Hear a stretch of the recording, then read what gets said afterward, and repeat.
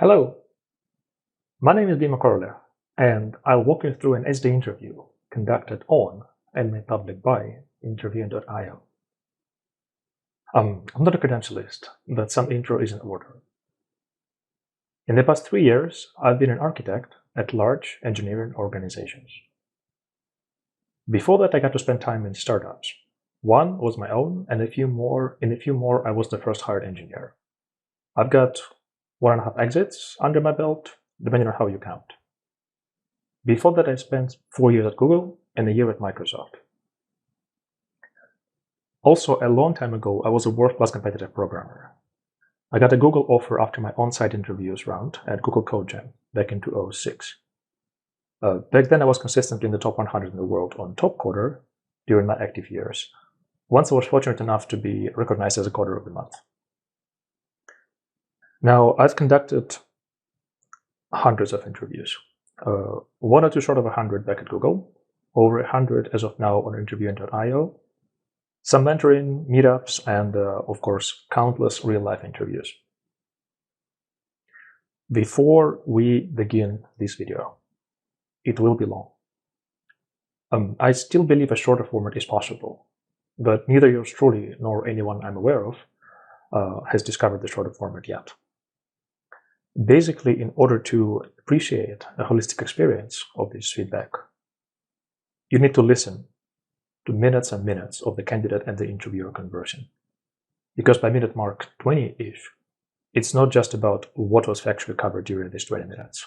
It's also about how it was covered, which terms were introduced, which tutors were taken and not taken, the dynamics of the conversation interpersonally, etc., etc. For SD interviews feedback, context matters a lot. The prize is that by the end of this, you would not only have a better idea of how the interviewers evaluate your candidacy, but also you would know how software architects think overall. In other words, not only will this help you pass interviews, it would also make you a better engineer, better communicator, and presumably this will let you have more fun while growing your skills and building great things. Last thing before we begin, I've viewed this replay a number of times while taking my notes at accelerated speed. If you are a diligent student, I expect you to do the same with this video. So I decided I'm going to voice over 1.25x interview speed, which I think is only fair since I'm a fast speaker, and I do not want to rob you of the opportunity to speed things up. Let me know in the comments if you think I missed a sweet spot in either direction, or really, if you have anything else to add or ask. Let's get started. For the targeting level, I guess it's E4/E5 at Facebook. And my personal goal is definitely E5. Currently, I'm L5, which is basically SD2 at Amazon, with the kind of a promotion case targeting Q4 for senior engineers. So pretty much on the way for the E5 at Facebook. All right, so the candidate is effectively an E4 targeting promo for E5 in half a year. It's more or less standard level in these days. Level 4 is mid-level, level 5 is senior, 6 is staff. Even though a few companies, most notably Amazon, choose to differ, we can ignore it for now.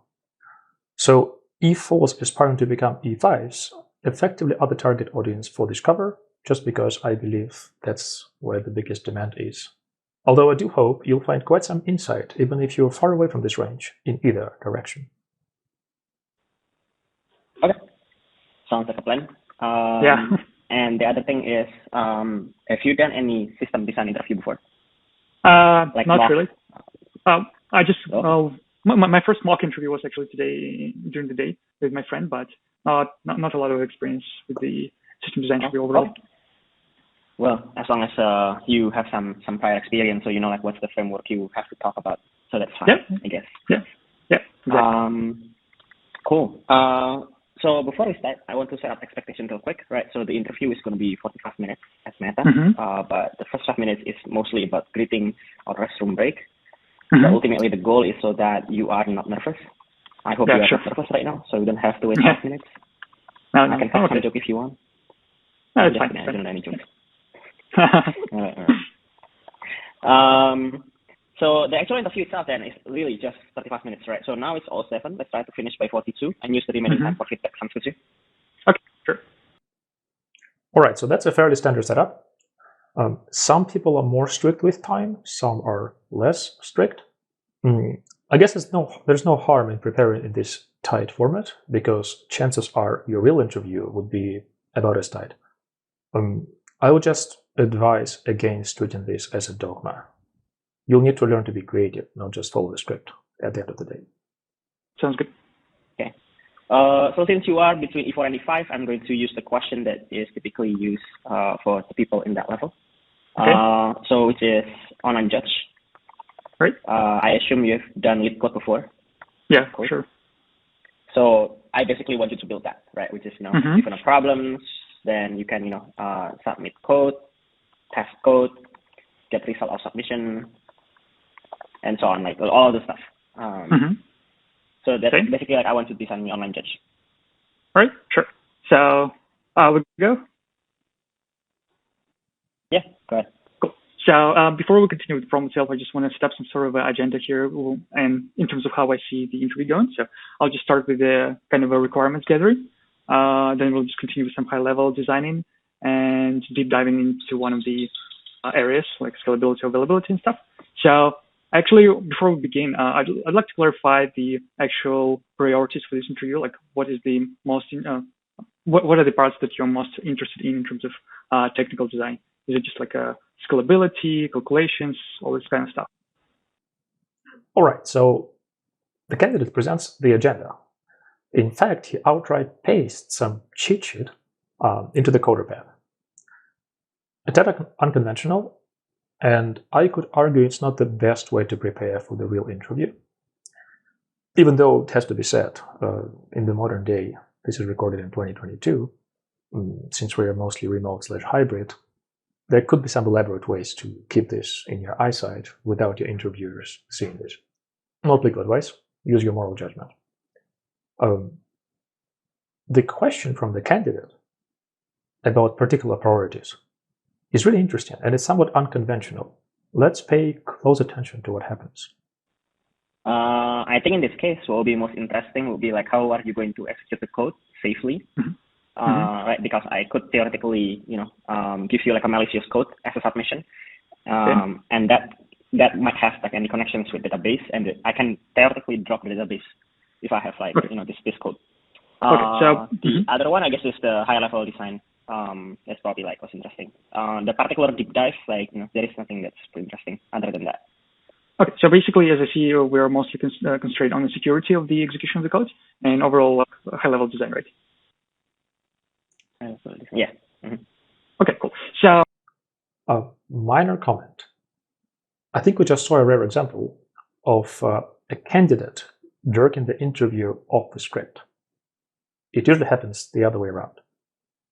So I kind of can tell the interviewer is taken aback slightly, because the way he answers offers some unnecessary details. He obviously answers precisely because he's the interviewer, he knows what to expect. Then he talks about the database and security issues before it's really necessary. I keep insisting that this candidate asking upfront what's important, that's a high-risk, high-reward move. It's a gamble. Because effectively the candidate claims to know everything. Whatever the interviewer asks to go into, deep dive into, this candidate is committing to go in. I would generally not recommend this to everyone, but we can touch on this later on. Okay, cool. So then let's start with quickly going through the functional domain. So we're saying like the users should be able to submit the code, and as a result, they will get just a result of the submission, right? So as I understand, users will just submit code, and as a result, they will get just some sort of result for the submission. Okay? Does it make sense for you? Yeah, sure. Okay. Like what about like actually like listing the problem? Sorry, what was it? Oh, you mean like a retrieval of the problem? Yeah. Okay. So you might want to check out the problem as well, right? All right. So a couple things. One is we can kind of see the candidate's trick of asking what's most important playing against the candidate. Because on the one hand, I can put myself into the candidate's shoes. I asked my interviewer what to focus on. I've been given a precise answer. I'm going in that direction. And then the interviewer kind of stops me and tells me, hey, wait, not so fast, go back. So to set the table, some of my feedback. In my humble opinion, this retrieve the problem part can literally be WordPress. It honestly doesn't deserve more than a couple of seconds of the real interview. We need to postulate that it exists. It's serving static content, and we're done. Personally, I would have a lot of respect for a candidate who just dares to tell me this straight into my face. Hey, that's trivial. We can talk about this, but it's not worth more than a few minutes. Problem statements, as in serving static pages. Well, that's trivial. We're almost there. There are WordPress hostings for free, and that's it. Slightly more senior candidate would probably offer CDNs, S3 CloudFront, or whatnot, and they could even mention how this works to be cheap and effective and low latency. In order to tell what kind of an interviewer are you dealing with, I don't think it's a skill. It's more like an art, and it has to be learned, and it goes through experience. One important dimension along which it's important to read your interviewer is whether this person does or does not appreciate you talking a lot. Some interviewers are effectively of the type of, oh, keep talking. If you make a mistake, I'll interrupt you. Others prefer precise answers, and they generally dislike you talking a lot about semi-relevant things. Generally, the more senior you are, the more skill you have to navigate the conversation without making either kind of interviewers feel uncomfortable. As a rule of thumb, so when it comes to driving the conversation, there is a positive way to do it. And the way to do it that is more like filling time with words. Some data and analogies are in order. So my high-level advice is to treat your interviewer as your peer and as your colleague. Perhaps, if it helps, even if as your more junior report, so that on the ego level and self-esteem level, you're aligned. Just don't be a jerk. So you're working with this person. They were just hired to your team, or they are from another team, but you're seeing this person for the first time in your life. You need to find a way to work together, but you just don't know their style yet, right? You might potentially just ask directly, hey, are you the person who would like me to talk more and you would stop me if you disagree? Or are you the person who would prefer me to just answer your questions? If it's comfortable for you to ask away, go ahead and ask away. Otherwise, to be honest, just be soft and gentle for the first 10-15 minutes, and most interviewers give plenty of hints of what do they prefer. You just need to learn to read these hints. Watch closely. There will be plenty of them in this interview. Yeah, exactly. Sorry, what was it? No, yeah, just this one. Just you want to check out the problems, not just submit problems. Not just submit the solution. Yeah, for sure. So we'll just get the problem first, of course, and then we'll submit the solution for it, right? So, okay.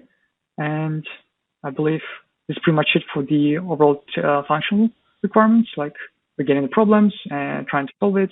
We'll solve it like the user will write it locally, I guess, in the web browser, right? So we will just have a client based in somewhere in a like web platform, like browser application, right? Minor yet important need. It's worth a pause. Why bring in the browser? This competition, even though it's presumably a programming competition, I can imagine it being hosted in some weird language, where you draw your code on an iPad, or maybe on a tablet, or maybe in a 3D VR headset or whatnot. I'm making this up, but your online judge would not really change if you need to apply to this esoteric environment. So my random guess is that the candidate is also taken aback by the interviewer, and then the candidate is trying to find solid grounds. Just to make it clear, if I'm interviewing an E4, E5, so mid-level or a senior person, I would totally let this slide. It's not worthy of our attention. But I do want to point out that, generally speaking, constraining yourself unnecessarily, it's a minor but clear sign of immaturity. If you're aiming at high levels, take note. The way this candidate brings in the browser how they do it, when they do it, that's a hint that we're not talking to an E6 person. You're basically screaming, hey, I'm not senior enough. Give me solid grounds to stand on. Sure, no problem. But it doesn't hurt to aim for the stars, right? Okay, cool. So then in this case, they will just get the problem, read it, and then try to create some local code. And I assume they will execute this remotely. Like they will submit the code, and code will be executed actually on the server side, right? Can I? Okay, cool. So can you just write it down? Execute it on server side. I'm gonna tell you why it's very important for you to just write down everything. Yeah, sure. I'm just clarifying things, just to make sure. This is for you. Page number 5 for you. Okay, cool. Okay, so and then. Okay, cool. So basically for the other non-functional things, do we care about the scalability or availability right now, or just we'll talk about later? All right. Note how the template which the candidate is using is actually playing to their disadvantage. It's not helping. It's too stringent. Since it's an anonymous interview with no camera, you would really be better off with having this text somewhere next to your monitor, and so that it's not present here within CoderPad. And what you paste into CoderPad would be like 3 lines, pretty much like the interviewer who pasted 3 lines on the timings of different sections of the interview. So my firm belief is that it's really important for the candidate, at least at level 5, senior level and above, to lead the conversation smoothly without following a tight script. Asking for clarifications is just one of the ways in which this particular candidate is kind of advertising to me they're not senior enough. I would not necessarily say it's a bad thing. It might be a good trick if your goal is to get some offer. I mean, there's not something I would hold against you. People are finding themselves in different circumstances. Sometimes you're better off having a 90% chance of having a level 4 offer compared to a 30% chance of having level 5 or 6. But if you self-identify as a senior and above, I would suggest working on your verbal confidence, leadership, influence skills, in which case trying to stick with a predefined script is generally a sign of weakness. Words matter. Let me try to coach you guys a bit in the exactly what to say level. Here's how you could do it. You would say, all right, at this point, since we defined A, B, and C, I could go into X, Y, or Z. I suggest we go into X first, then Y. What do you think?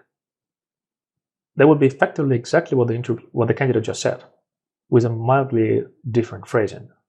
But this phrasing is immediately making you sound like the person who's designing a system with the interviewer, not as someone who's just trying to score points to ultimately pass the interview.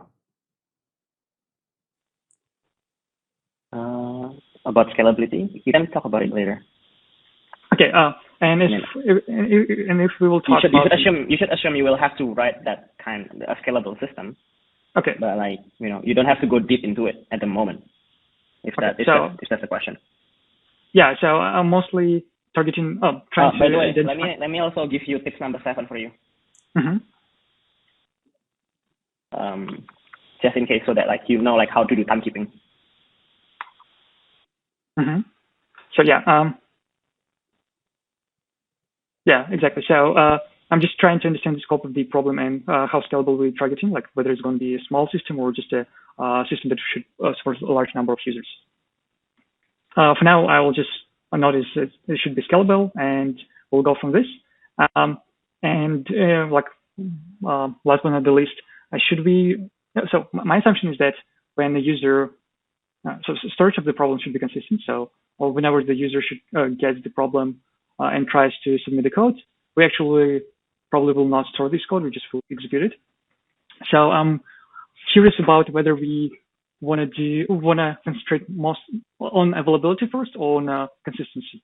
And my suggestion would be here to be like availability, because we don't really have anything not much data to consist here. So Is it the right assumption in this case? Like availability over consistency overall? Look, that's a good question to ask, of course, but it's far too early to my taste. I will explain later why now is far too early and what the best time is. But important things first. Why not dedicate several minutes to what the interviewer is explicitly asking for? So the interviewer hinted. He's interested in basic stuff. Let me phrase this stronger. The interviewer is specifically asking, almost begging actually, you, the candidate, to offer the most basic things. So the WordPress style, as I called it, static content, and then trivial data model.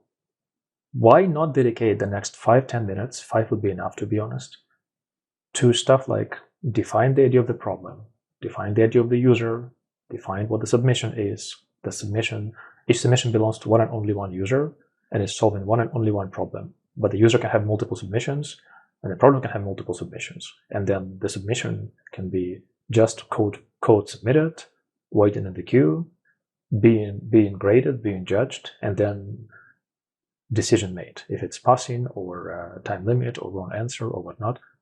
All these things are trivial for a level 4 candidate, and these are extremely important. Why skip over them? You can later take this conversation to stuff like, oh, how do I persist this? Do I have a SQL database? Is it an RDBMS? Do I need transactions? Do I need ACID? Or can it be a key value store? All the trivial things that will be super helpful for this interviewer, not only to score points, even though I don't like this term, but also to establish solid grounds to move forward. Sure, I guess. Okay, cool. So, all right. So in this case, I'm pretty much okay with the non-factual requirements here. So do you have anything to add, or am I missing something? Again, about the security, the non-functional, right? Sure, basically on server side, but how do you do it safely? Yeah, so it will be securely executed, right? Okay, so all right, that makes sense. So do you want me to do any kind of estimations like traffic and what we're targeting from the scale right now, or can we do it later on? Yes, please. Okay, sure. So you can do it later, but like essentially you have to talk about it. All right, so first of all, interestingly, both the candidate and the interviewer touch on security, and neither pushes this conversation. Okay, at least it's just, in my mind, it's just hanging. It could have been converted. You could have converted this theme to something that you can later unstash. Now, note that I pointed out at the beginning that it's unconventional for the candidate to ask the interviewer up front, what are the priority areas? What should I focus on? It's point 3 here, clarify interview priority areas. I'm almost having a random guess that the candidate has just glanced through this bullet point at the beginning and figured, why not ask right now? I still believe asking this question that early is quite a gamble, but asking it after functional requirements are completed, after the non-functional requirements are taken care of, they would make perfect sense, and it would help the interviewer to navigate this conversation far smoother. I will talk about this on a number of occasions moving forward. Might as well bring the news now. The online judge problem. This is not a surprise. This is not a secret. Everybody kind of knows it. The online judge problem is almost specifically about 2 loosely connected parts. One is what I refer to as WordPress, this static storage of problems and whatnot. And the other one is the user code execution component, the piece where the submitted code by the users, the user submits the code, this code ends up somewhere, and something runs this code and emits the verdict. So again, I'm fairly positive, based on what happens in this interview later on, that the candidate is fully aware that these are 2 distinct parts. But somehow we're not talking about this, and again, it will hurt the candidate. Trust me, and let's move on. Yeah, sure. So I assume that if we target in a large-scale system, let's say we'll have like, I don't know, what, 10 million daily active users. Does it make sense to you? Overall? 10 million, sure. Capacity estimates. Pay close attention to this part for the next minute or so and ask yourself, does it flow smoothly? Is the interviewer paying enough attention to the numbers? If you are the interviewer, would you follow these numbers closely? So, and let's say for these 10 millions, we will have a distribution like, okay, 10 million users, and we will have some sort of a probably peak time between, I don't know, maybe 5 and 8 p.m. Actually, if it's in like global system, we probably may assume that the traffic will be distributed equally. But let's say at the peak time, we will have, I don't know, like 40% of the traffic per 2 hours, right? Like maybe some of the North America regions. If I'm the interviewer and it's a mock interview with no camera, I'll be doing approximately this. If it's a real interview, by the way, I would consider interrupting the candidate. The reason is simple. I cannot really extract the quality higher no higher signal if the conversation is going like this. There's another minute or so of this. Let's suffer through it together. Between 5 and 10 p.m., there are most of the users who is actually using it. Does it make sense for you? Sure. Okay, so in this case, if we have 10 million daily users, 40% of 2 hours, then we say like 20% of a peak traffic will be within 1 hour. And in this case, if you multiply 20% to 10 million, it will be just like 2 million per 1 hour, which is equal which kind of equal to 2 million by 360. So we're targeting somewhere around like 600, let's say overall traffic, like QPS or TPS, like QPS and TPS combined. And all right, folks. Let me set things straight. I do not recommend capacity estimates in interviews. This applies both to interviewers and to the candidates, more so to the candidates, for a number of reasons. First, I don't believe in them much, to be honest. It's far more important for the interviewer to see how the candidate reasons about scalability and availability compared to how well can they do back-of-the-envelope maths. And another reason to be careful with estimates if you are the candidate is that you don't really get bonus points if you do them correctly. But if you're off by an order of magnitude, this could be held against you by the interviewer. So honestly, it's in your best interest to not go into specific numbers. Before phrasing questions or guesses about the numbers of users, requests, etc., my high-level recommendation is to frame the interviewer so that they realize you understand that your system would need to be distributed. To illustrate this, let me frame you first. Then I'll suggest ways for you to navigate this conversation effectively. Why do we look at the numbers? The two key reasons are scalability and availability. Scalability. Eventually, one machine would not be enough. Presumably, you join a company after this interview, you're growing, and you outgrow one machine. That's normal, that's healthy, that's a good thing. You don't want your users to struggle while you're trying to frantically figure out how to add more machines. That's why you design your system to be scalable. That's it. For availability, because stuff breaks. Machines go offline, data centers get unpowered, internet gets cut off somewhere by accident or not. And ideally, for a real-world, large-scale system, you really want to be able to sleep through the night, even if half the internet is down. You want to be able to be happily asleep, knowing your service is up and running. That's clear and trivial, right? I would add the third piece, sharding, commonly referred to as horizontal scaling. If you can add capacity to your service by adding more and more nodes, as in shards, that's horizontal scaling, because if you visualize it, you kind of add these nodes on the sides. The opposite of horizontal scaling, the opposite of sharding, would be vertical scaling, which is like using more expensive, cheaper, more powerful machines. But because of the Moore's law, you can't really pay 1000x money and get 1000x more powerful single CPU machine. It's just not possible, at least in the current architectural paradigm of processors and with our current understanding of the laws of physics, most notably the speed of light. That's why we need to build systems that are distributed, and that's why we interview you guys on sysdesign, because we will need you to prove to us that you know how to build distributed systems. Sorry for the detour, it was important. So now back to sharding after scalability and availability. If your system operates on bits and pieces that are disconnected from each other, you are perfectly scalable horizontally.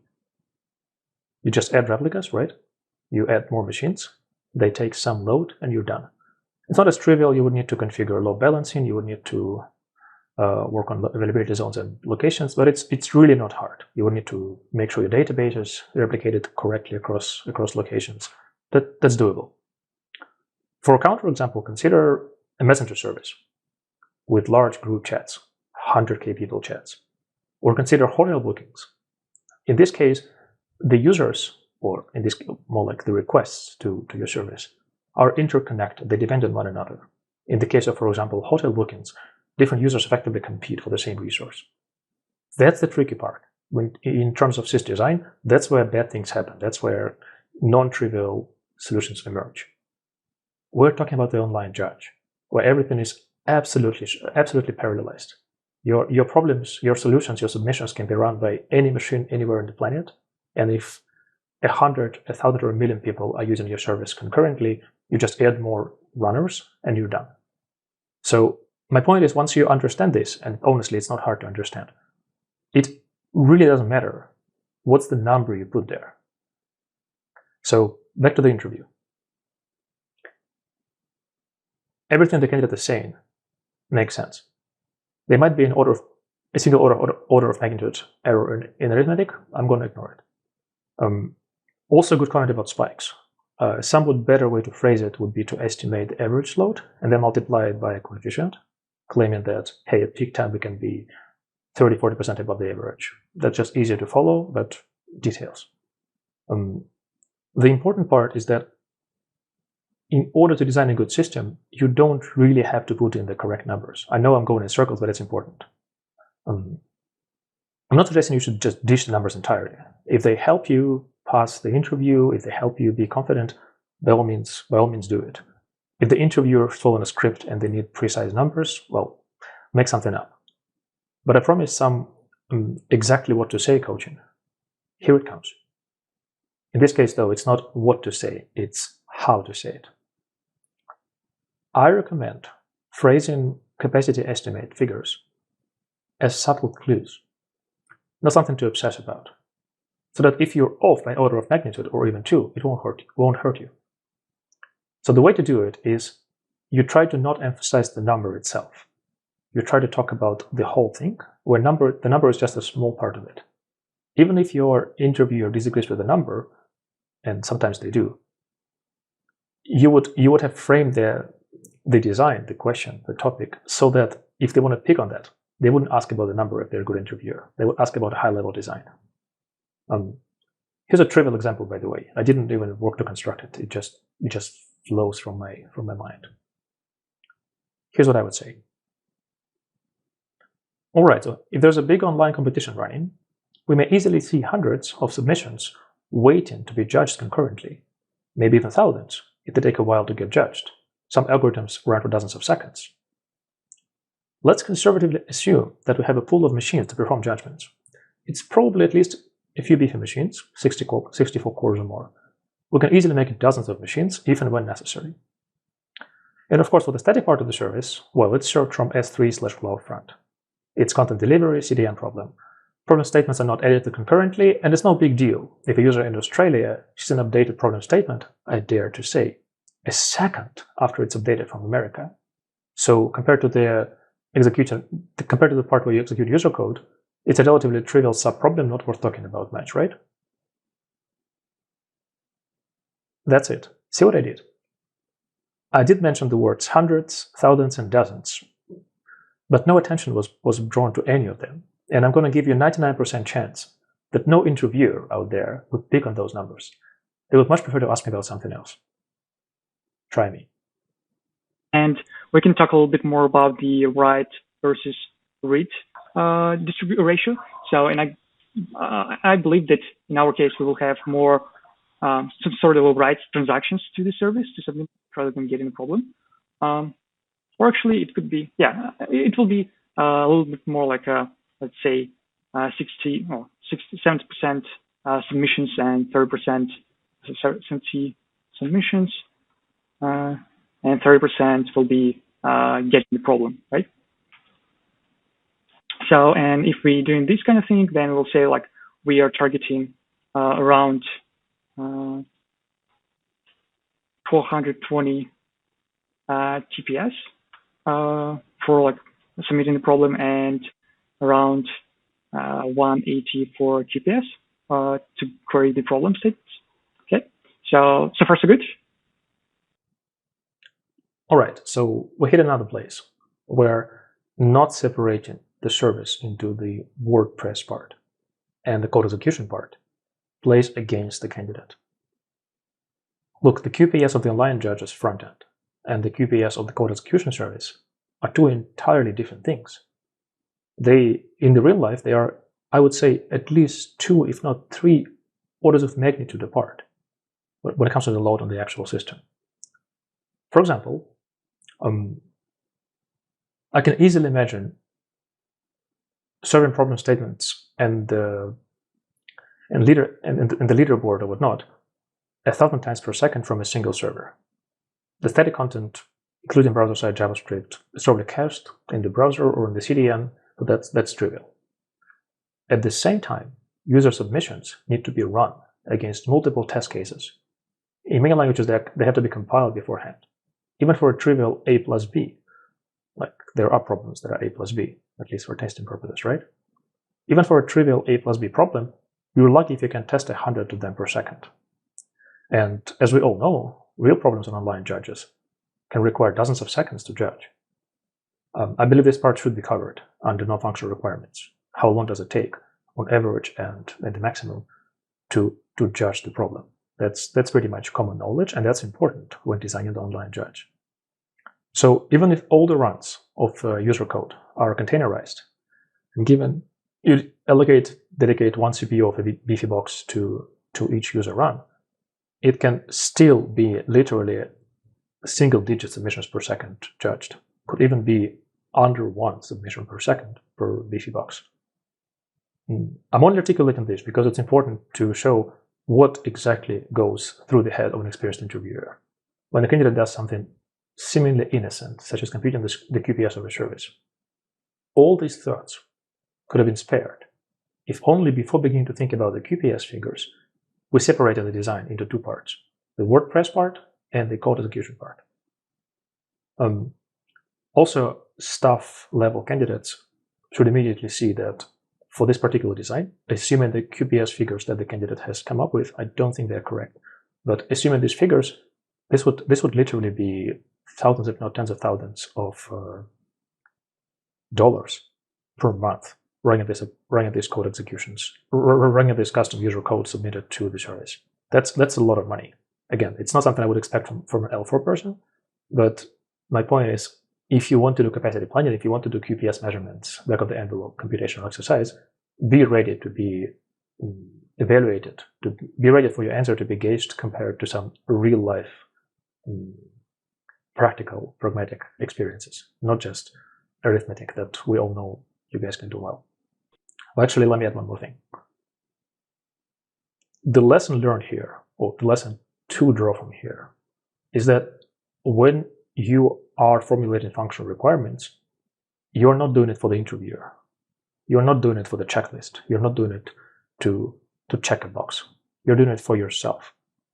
Had this candidate done the FRs, functional requirements, diligently, we would not have the problem we're having right now.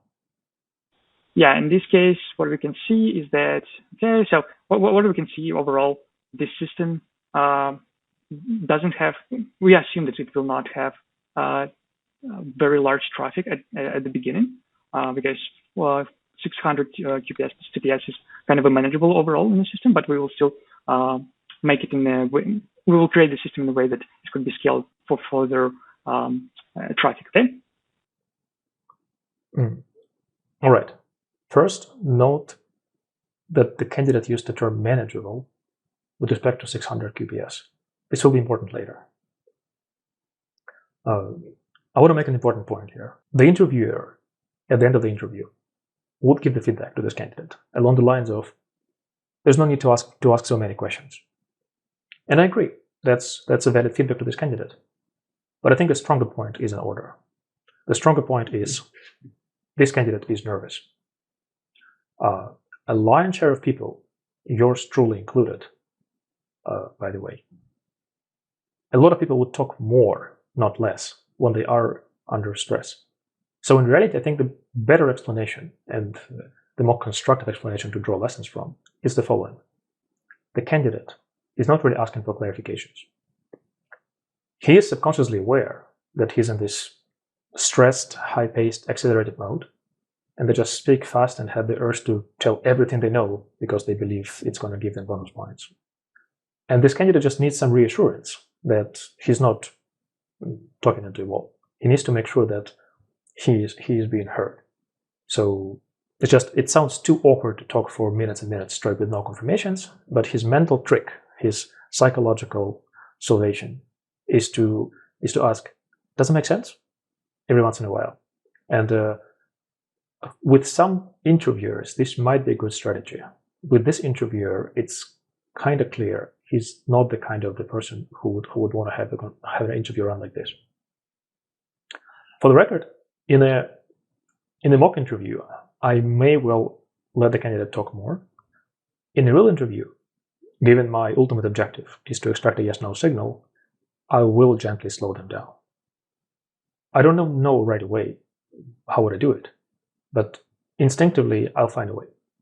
Most likely it would be a question along the lines of, hey, you're talking about QPS, but what do you think requires more QPS? Your problem statement, serving, CD on each service, or the user execution code part.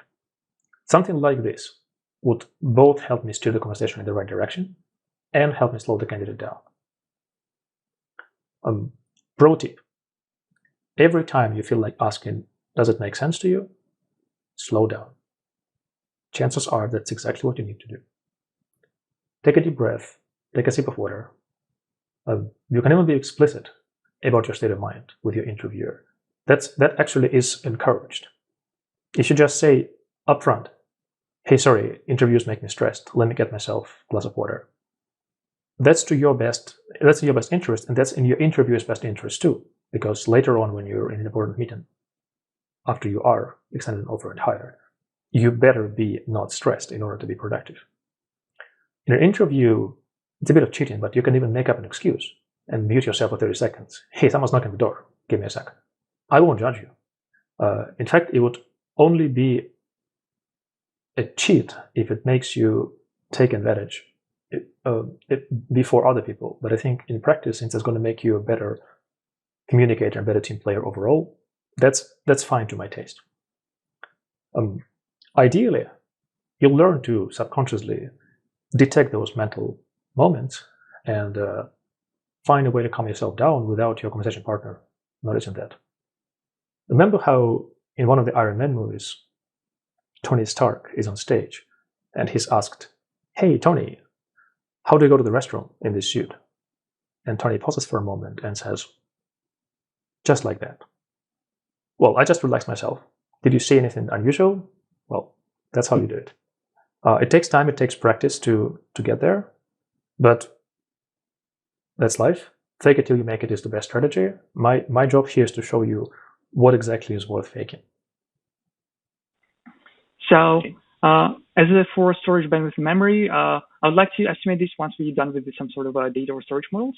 But for the approximate things, for bandwidth especially, because we're going to submit some text to the service, as I assume, because we'll just treat it as some sort of a text let's assume that it will be on average, like for submission, it will be on average, let's say, I don't know, like 30 kilobytes, just from the top of my head. And for a problem statement, it will be somewhere around, I don't know, like 10 kilobytes of text. Does that make sense? All right, so asking for a quick clarification without stopping to type, that's a sure sign of nervousness I mentioned before. For the record, I'm pretty sure the interviewer is fully aware that some problem statements contain pictures, and thus they could be larger than 10 kilobytes. But as the candidate is talking so fast that it's hard to inject a word without properly interrupting them. So I don't blame the interviewer for not doing so. Let the candidate speak. Earlier on, I mentioned the importance of being able to read your interviewer. By this moment, it should be quite clear this particular interviewer does not need clarification questions. This particular interviewer is happy to listen. The standard way, not just in interviews, but in work, in relationships or whatnot, is to pace your conversation partners. I know what I'm about to say is easier said than done, but look, you need to develop the skill of situational conversational awareness. That's why you mock interview with real people as opposed to doing lead code, right? So the other person is present and you connect with them. I'm not suggesting you actually go to the exercise I'm going to present right now during the interview, but as part of your homework, absolutely do it. It's going to help, especially if you can replay the interview, and interviewing.io does offer this option. So here's the exercise. Ask yourself, in a calm environment, what would be the best, the most effective, the most complementary strategy when it comes to speaking with this particular interviewer, based on your read on this interviewer, so far or at the end of the interview, doesn't really matter. Well, it will be what checks their boxes, and it will be what's making them most comfortable. With an interviewer who is happy to let you talk, as long as you're right enough for you to not be interrupted, it's kind of clear what to do, right? You make somewhat longer passages, you focus more on telling a story, you lead the conversation because he expects you, and basically, like, to be honest, this interviewer pretty much deals you all the cards to ace the interview. You just need to play your hand effectively. Just please don't ask, does it make sense to you? Does it make sense to you? Like, just talk at length about something that is far inside your comfort zone. In this case, I'll get to this soon. It could be the data model, the APIs, etc. All the trivial good ideas. Now connect the dots with what I said right now and with what I mentioned about taking a deep breath and slowing down. Do you agree by this point that doesn't make sense is a red flag to fix? That's the spirit. Okay. And actually, and here, and problem statements here as well. Let's assume that we will have, I don't know, like maybe we will have in our database, let's say 100K problems, which translates to multiplied by 10, which translates to 1 million kilobytes, which is kind of a 1 gig of data to store in terms of the problems itself. Okay. I'll put aside the comment that it's taking far too long to crunch the numbers. But look, 1 gig that fits all the problems is a reasonable estimate. I think it's a really good estimate, and I like how the candidate presents it. But again, it's passive storage. It's remarkably cheap to store in S3, can be stored by CDN, by CloudFront, or whatnot.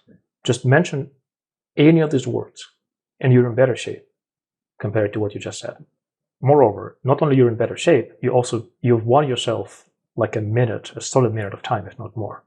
This minute of time is huge because time is the largest asset in your, during the interviews. Again, time is the largest asset you have during the interview. Use it wisely. There's a big point to be made here. I don't fully grasp it myself, but when I make it, people like it, so I'll make it here too. interviews, job interviews, are very different from academia. Because speaking with interviewers who are in the industry is far different from speaking with professors. Interviews love product-facing, user-facing, business-facing approach, not academia-style correct answer and then stuff everything related into your essay and you're fine. So instead, in this particular interview, the candidate is trying to fill time with whatever he thinks is important, and it is important, but it's not too high quality. And to pass the interview at level 5 and above, it's not about quantity, it's about quality. You need to come up with high-level stuff that forms a complete, coherent, consistent picture and is not bloated in buzzwords, which is kind of what the current conversation looks like to me. I keep getting asked about this a lot, so let me be extremely clear on this. The step between L4 and L5, or even L5 and L6, is not in what you say. It's not about being correct. It's about being able to tell a consistent, concise story with a clear structure, with most important things coming first. Being able to come up with such a story on the fly is, I believe, the main differentiator between a senior engineer and a not yet senior one. And trust me, interviewers, we sense these signs remarkably clearly. The last thing you want your interviewer to write on your feedback form is, oh, this person said all the right things, but they just don't strike me as a senior candidate. That's literally the worst you could get if you're trying to get to level 5 and above. Even if you do check all the boxes, quote unquote. I'll bring this up later on. So far so good. So based on this storage, it's kind of a small, so it's cool. Not much of a DDB or storage constraints right now. Does this assumptions for 3 kilobytes per submission and problem make sense to you? That's per day, right? Or per second? It's for now. I'm just saying like this is per problem, like submission, 3 kilobytes per submission. By the way, that's a second order proof the interviewer is not really listening, which I don't blame you. That's not something to obsess about. Or per request, and this one as well. So in this case, what we're saying is that if we have 420 TPS for submissions, it will be approximately 13 megabytes per second of bandwidth. And here, what we have is that we have 10 kilobytes and 180 TPS. So it's around like 2 megabytes per second. And in total, we're expecting like, let's say 15 megabytes per second of bandwidth. So it's kind of a manageable overall based on this assumption. So it's not, the system initially doesn't require a lot of computation, like networking capacities, let's say like this, and computation in terms of traffic itself. But again, like as I said, we will try to make it scalable in case if we will have more in the future. As for memory, we can just talk a little bit later once we define our caches and data models. So I'll just keep it for now if it's okay for you. All right. Important. It is taking shape in my head right now. What exactly does the candidate mean by using the word manageable when it comes to traffic? Apparently, it's the combination of disk and network traffic. Ironically, memory, he will tackle later, even though I think it's exactly what the bullet point number 4 is here, right? And it says required storage data model. If only we had this storage data model covered before. Okay, sounds good. Just a real-time feedback here. So you are going to the right directions, or explanation are correct, but you should have done this 6 minutes earlier, sorry. Okay, okay. Sounds good. Then, yeah. So that's why, going back to number 7, you don't have to keep asking me, like, whether this is correct or not. Just keep going. If I found it's wrong, like, I'm going to interrupt you. Okay. All right, so we talked about interviewer types before. That's a combination of my feedback in this regard. This interviewer is solidly of the type of, I will interrupt you, but please keep going. That's the read you should have gotten by now. But the candidate still feels the urge to ask for clarifications. Later during the interview, as you could correctly predict, you would hear, doesn't make sense to you, a few more times at least. Which, again, I believe it's about stress, it's about needing to validate oneself, insecurity. That's normal, but it's normal for human nature. But you are moving too fast, and it's in your best interest to actually slow down. Okay, on this note, I did say enough. To a different thing. Did you notice that we have seemingly entirely forgotten the beginning of the conversation, where the candidate asked and the interviewer confirmed what the most interesting part is? So at the very beginning, we frame this as, hey, tell me what should I focus on? Oh, please focus on user code execution. And now we're talking about random things. The candidate is talking about random things because it's part of their template. The interviewer is just too polite to interrupt. Honestly, if I'm the interviewer here, real or mock, I would interrupt. I would interfere. I will interrupt. Feels about time. Again, it's not that what the candidate is saying is wrong. It's just it's orthogonal, if not detrimental, to my capacity to extract a signal. There's an elephant in the room, which we seem to be routinely ignoring. This elephant is that judging user submissions that run in the user code in some sandbox environment. We'll get to this soon. This is literally orders of magnitude more CPU intensive compared to anything we're talking about so far. By the way, I've done some math in my head, and I'll spare you the details, but it's important, I believe, for senior engineers to understand that serving 1 gig of passive problems is virtually free, but in order to sustain the load on judge and user submitted code, this would be thousands, if not tens of thousands of dollars on AWS. If it's a level 6 staff level interview, I would actually expect the candidate to suggest that even though we're all cloud first these days, this problem kind of calls for buying custom hardware. You could literally save your company over 100 grand a year by buying 3, 4, 10 custom hardware boxes and putting them somewhere with good internet and cheap power. It's certainly not something I would expect from a mid-level candidate, but I do want to give you guys a glimpse into what's going through my head when I watch this interview. What I'm trying to get at is that capacity planning can be useful, can be important, but in order to be important, it has to be done assuming that you would really need to solve this problem and build a system, not because you need to check some boxes. So why not talk about this? We know how to multiply and add numbers. So back from my detour. We're more than 9 minutes into capacity planning, which is more than a quarter of 35 minutes allocated for the interview. Was it time well spent? I doubt it. And for the record, if you think I'm too hard on these folks, I'm not. The interview is actually well conducted, well run, and to be honest, well passed. L4 interview. Okay, then let's continue with the high-level design. So I guess I will use the exec draw, right? So let's start with our client here. So let's say we have a client as a web browser. And for the record, there's a link to Excalibur. You could browse the final picture. I was briefly considering putting it on my screen, but I don't think it would help much. Let's just listen carefully.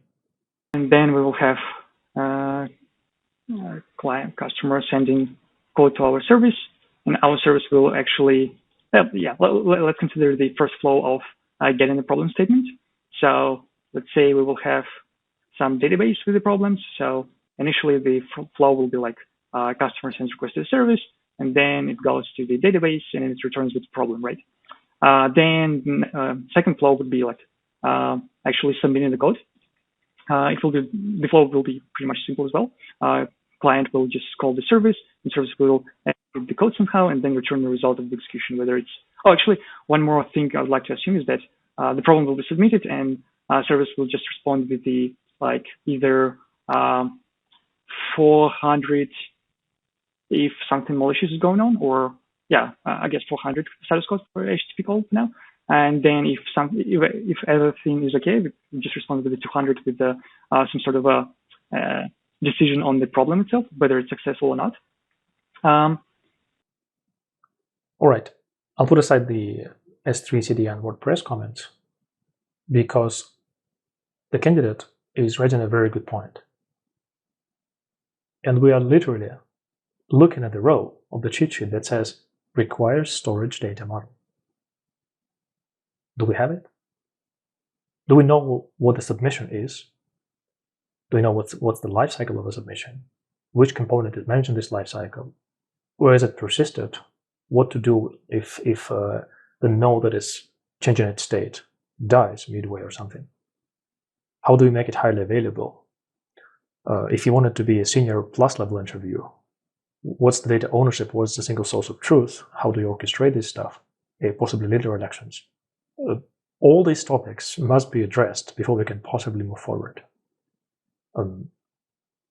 I can even tell you more, actually, since it might be interesting. For those of you who are watching this, and for those of you who are targeting levels above 5, there is quite some room to make this particular problem level 6+. Maybe some problems require more RAM to run. Maybe they literally require a gigabyte of RAM, whereas the majority of problems require just a few dozen megs. Maybe they need some custom hardware, like a GPU or an ARM chipset as opposed to x64. Maybe some problems are probabilistic, so proper judgment of those problems requires running them on multiple machines and then comparing the results against each other and picking the average or the slowest or whatnot. In this case, it's still the online judge, but we're solidly in the distributed task queue territory. Orchestration coupled with high availability. That's a tricky L6+ question. This would require proper persistence, replayability, Kafka or Rabbit, some clever combinations, non-trivial stuff. There's no harm in running user code more than once on occasion, so it's not too difficult. It's not exactly once, but it's most definitely not mid-level. Towards the end of this interview, the interviewer does mention that this particular problem is to tell L4s from L5s. I don't quite think so. I honestly, I can make a stronger statement. I doubt that my capacity to grade candidates on citizen interviews would be crippled in any way if you forced me to only use this problem for the next half a year or so for every single level of candidate. So back to our L4 L5. The question about the data model, these questions are to be answered before talking about the API, specifically before talking about the API, about the HTTP response codes. I mean, I can honestly make a stronger statement. With a proper setup, there's going to be some wisdom to hopefully remember and instill. It does always start at functional requirements. You need to know what your users expect from your product. Once you have functional requirements, non-functions are kind of flaky, so it's not always clear what they are, but functional requirements must be set in stone. Then you have the API. Then you talk about synchronous versus asynchronous. Then you can talk about HTTP and not HTTP. And only then you can talk about internal, such as message queues. We'll come to that. And most of what I just covered is honestly bread and butter for level 4 candidates. None of this requires any sophistication. If you've been doing these exercises for quite some time, it's virtually impossible to not present a coherent L4 story. So if you strive for L5 and above, why not nail the L4 part precisely before making any steps forward? So, for example, mid-level candidate could tell me, oh, we have a submission, and the submission has a unique ID, and it has a timestamp and a user ID, and it's one-to-many with the problem, many-to-one, many submissions, one problem. All this sounds reasonable, and I think I touched before that you can talk about databases, storage levels, etc., etc. I'm still fascinated that we glance over this topic and close it without touching it for real. This, by the way, is my feedback to the interviewer. I believe this session could be far more useful to the candidate if you interrupt the guy a bit more often. Specifically because the candidate pretty much openly shared at the beginning that they believe they are level 4 and they want to get to level 5. So if I work with this candidate, if it's my mock interview, at some point before this one, I would say something like, hey, look, that's all good level 4 stuff, but you hinted at me at the beginning that you are an aspiring L5. So would you mind if we dig a bit deeper into L5 territory? That's That's how I think it should be. That's the best way to help this candidate. Also, sorry for going deep, moving out. Back to basics. HTTP 200, 400 only makes sense with synchronous request responses. Given we know that problems can be run and graded for dozens of seconds, chances are you don't want it to be a synchronous HTTP request, in which case the lifecycle of your submission would not be a single request and then wait for a while for response. Chances are it's going to be something more asynchronous, where you have a submission ID, you can query it, you can poll it, or you have some message queue, you can subscribe to updates. We will get to this during the interview later on, but honestly, this is something that had to be, that should have been covered before, because that's part of functional requirements, then the data model, and then the API, not at where we are right now. Right, I'm going to speed this up for a while.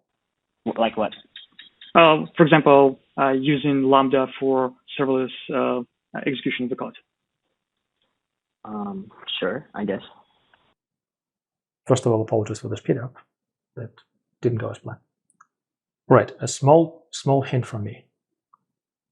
Don't ask if it's okay to use something like the cloud. At least not until you need it desperately. At this point, I guess Lambda kind of qualifies for a good enough reason to ask about the cloud. But then the candidate didn't really work through it later on. So instead of asking about the cloud, why don't you present a solution that does not need it? And then potentially, it's kind of easy to convert non-cloud solutions into cloud solutions. And cloud solutions are only worth it if you know how to leverage cloud primitives. Lambdas, yeah, they do come to mind. You could leverage them. But again, this candidate doesn't do it. So why ask about this? In fact, one of my favorite tricks when I help people with interview prep is to mentally get into the mode where you pretend it's like 1999.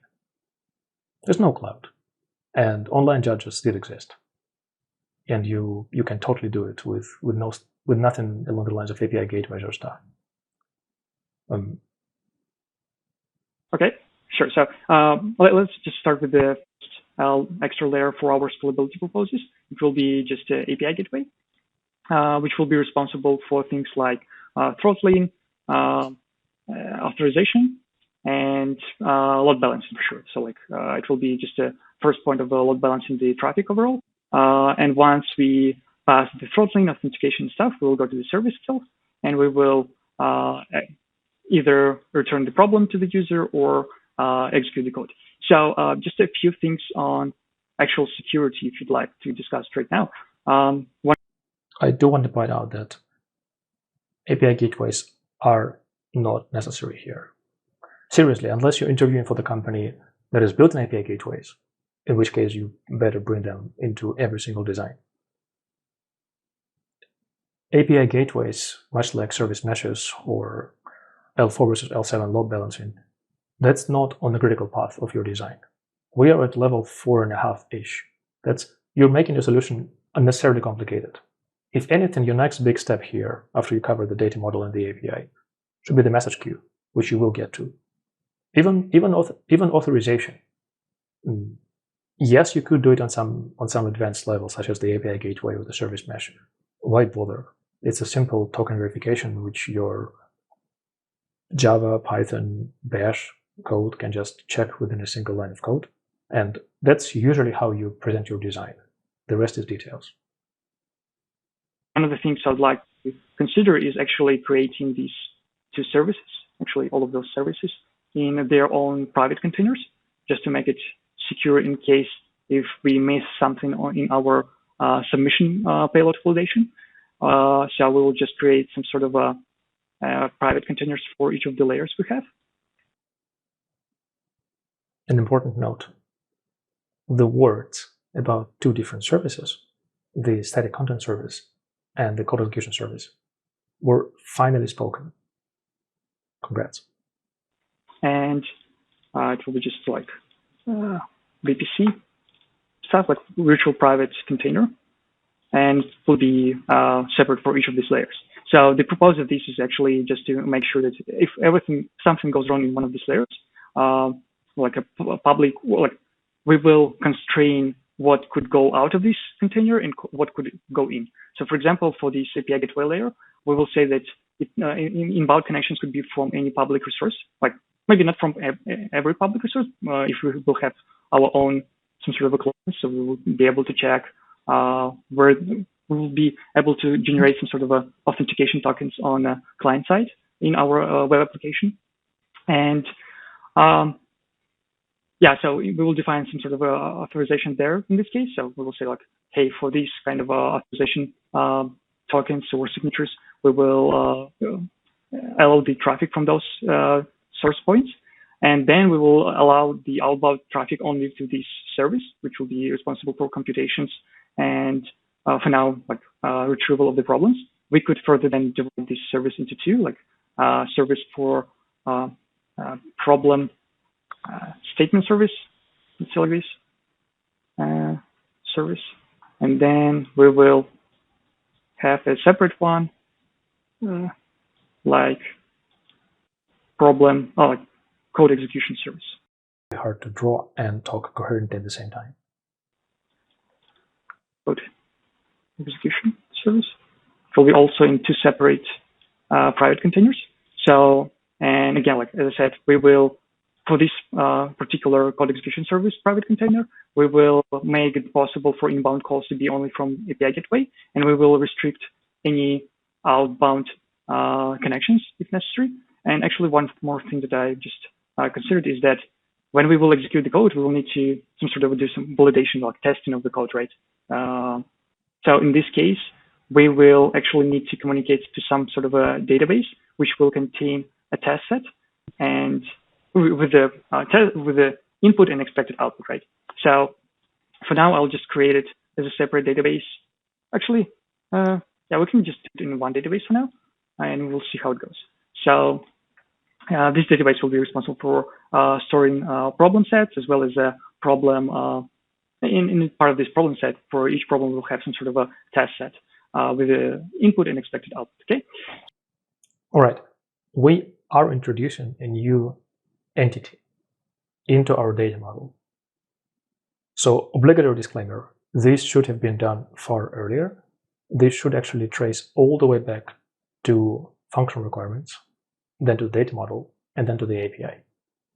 Thinking at this point about whether it's the same database or different database, it's a good level of thinking. This question should be asked at some point, but in order to answer it correctly, we should go. I also wanted to add that testing user submissions against some golden results is certainly the most popular way to test user code, but it's not the only way. Maybe some submissions require random inputs. Maybe some submissions are long running. These also should be covered in functional and in non-functional requirements. So, all right. What else we can go through? Do you want to go deeper into the security stuff? Sure. Like how are you going to execute that code? Yes, exactly. So in order to execute the code, we actually can create. Okay, API gateway will be just a lightweight thing. And okay, so when we start executing the code itself, we will need to do some sort of a code verification step where we will just make sure that we will do some sort of verification for the malicious code. For example, the code that tries to access some public resource or external resource, or execute some SQL queries. All right, that's important. We're making an unnecessary detour here. There are a lot of small things to comment on, which, like, ironically, this would be a good conversation. This would be the part where the candidate could convince me they are level 5 or maybe even 6 as opposed to 4, if we had enough time and if we arrived at this conversation with the proper setup. So because that's exactly where a lot of small-ish, I wouldn't call them blunders, but a lot of questionable things are brought up, and each of them could be a proper, legit interview conversation. So protecting against running SQL queries, unnecessary. If you close the ports, if you assume the user code cannot get out of the container, SQL is just totally unrelated. It might as well be gRPC. Code verification, unnecessary. Just box it down, and you actually do suggest this. Define a function that you can then test. Well, you probably would have a lot of programming languages. So ideally, instrumentation for each new language should be as trivial as possible. You just build a binary if necessary, and you run it. We do touch on orchestration, which to me is a huge signal. We're talking a level 4 interview, because orchestrator is the key part here, not the actual box down part. And we spend a lot of time talking about boxing down the user submission, as opposed to talking about how to do it in the highly available setting. But look, for now, I will let it slide. I just want to point out that it's not really related to the security aspect. Limit the CPU of the running user code to 5%. I may be off, I may be out of time. Last time I've done this was a while ago. But honestly, to me, it sounds like bad judgment. Because the reason is you really want to judge user submissions at 100% CPU. The reason number one is that the users want to see their results of their submissions faster. That's a minor reason. The major reason is that CPU throttling is something that is extremely hard to do precisely. And certain problems have tight time limits. So it's really embarrassing if the time limit is 2 seconds and your code runs for 1.9 seconds. It's really embarrassing that half of your submissions fail and half succeed. You want it to be somewhat predictable. 1.9 give or take 0.01 seconds, more or less. Limiting CPU with the modern OS kernels, to the best of my knowledge, it's far from precise to this degree. Again, these are details, and not going into them would probably be okay. I'm just sharing what goes through my mind if I'm the interviewer and if I'm asking this question. I will probably follow up on many of these things later on if we have enough time. My high-level comment so far is that the candidate really talks like a level 4 person.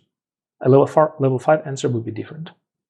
We will need to actually prevent any outbound traffic to anywhere, because we assume that the code submitted for this specific problem will be just written as a function. And yeah, we will define for our clients that in order to submit the code, you will need to modify. You'll need to implement some sort of a function as defined in the problem statement itself. And in this way, we'll be scoping the code which will be executed. And once we will try to call this code on the server side, we will basically constrain any external communication at first. And yeah, that's one of the security measures. We will also have some sort of a, let's say, coordinator service or back pressure inside of each of a server that executes the actual code by saying that, let's say, we will allow this particular problem submission to be to consume at most, like, let's say, 5% of CPU per host. Yeah, apologies. I gave my feedback too soon. On this specific host that executes the problem. And we will say that this problem cannot run more than for, 10 seconds as an example. So this will be just two verification. Well, a few verification steps. Let me just write it down properly. So well, time limit obviously is part of the metadata associated with the problem itself. It shouldn't be a hard limit on the node that runs the user code.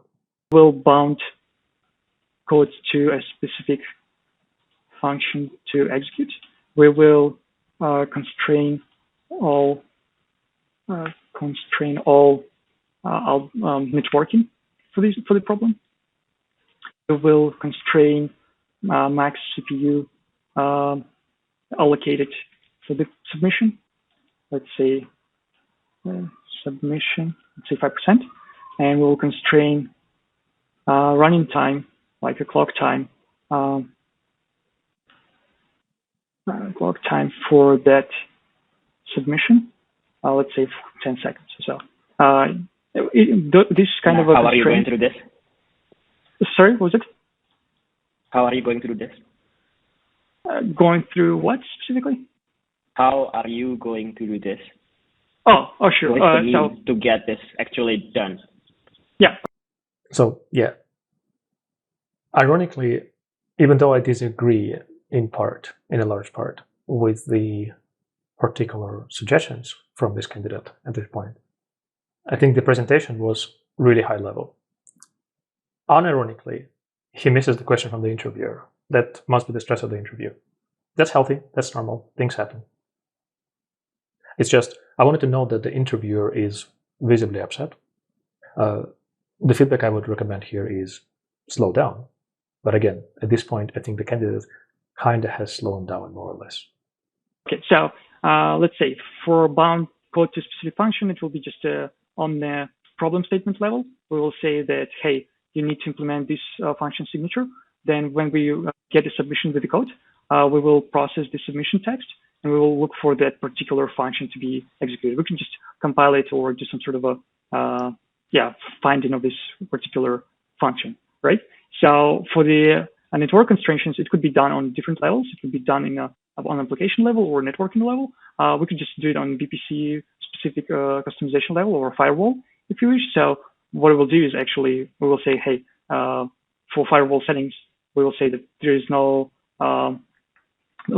permitted networking connections from that specific function invocation. Actually, if we do this on VPC level, well, we may still be leaking this DDP connection. If somehow the users will figure out how to connect to the database, they will use this kind of a hole. So in this case, we will need to do it on application level. So we will say that whatever program we use to run the code, or like on operation system level, we will say that for that specific process ID that is going to run the submission, we will restrict all the networking communication. So it's really interesting how this conversation is far better to my taste compared to the part where we did the math for QPS stuff.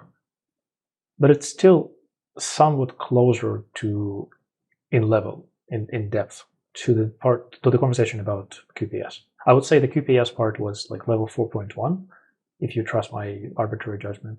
This is like level 4.6, 4.7.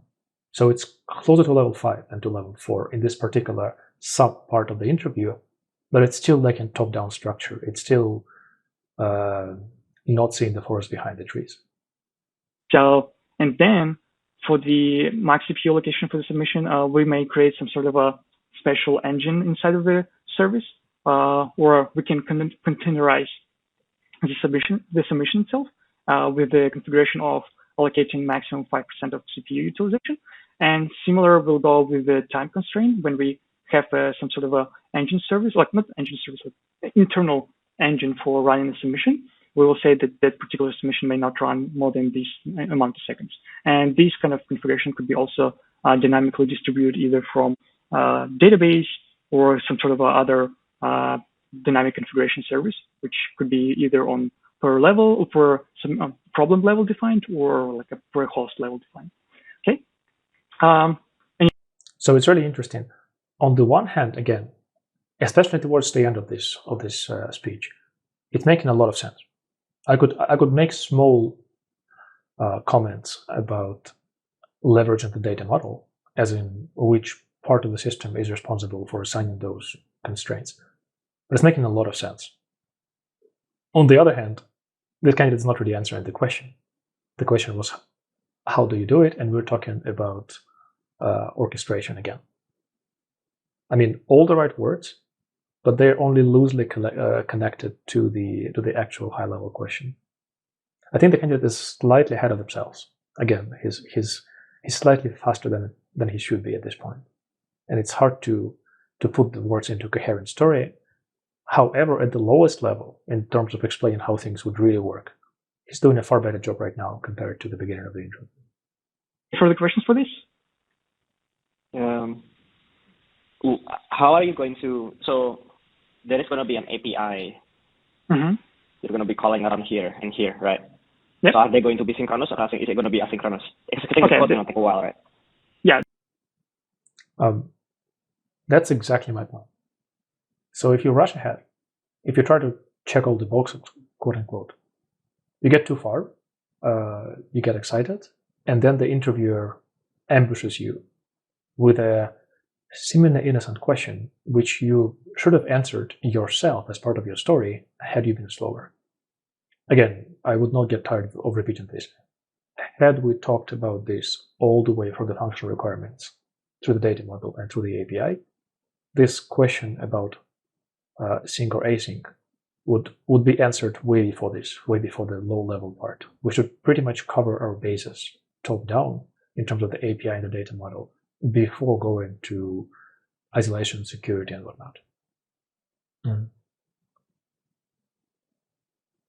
That's true. So that's a good question. So there are two options to do this, like synchronously and asynchronously. In case we do going to do it synchronously, customers or clients will be actually waiting for code submission to run and complete with some response. So it's kind of a viable option. The only drawback here is that we will sustain an open connection to the services to actually run the code.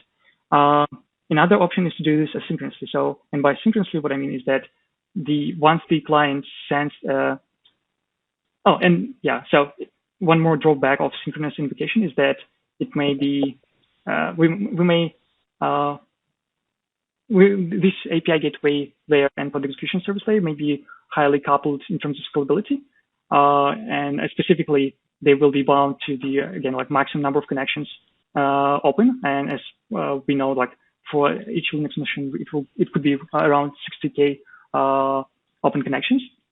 But if we go to the synchronous approach, we will do some sort of a queuing here so that we can offload the processing of the tasks to the workers, and those workers will asynchronously poll for this for those specific problem submissions. So, for example, we will have some sort of a message queue here.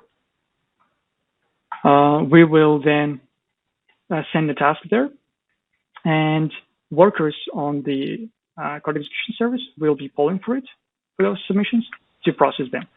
So once this processing is done, we could either notify the customer about the completion of this execution. So I'll just think about how we can do this.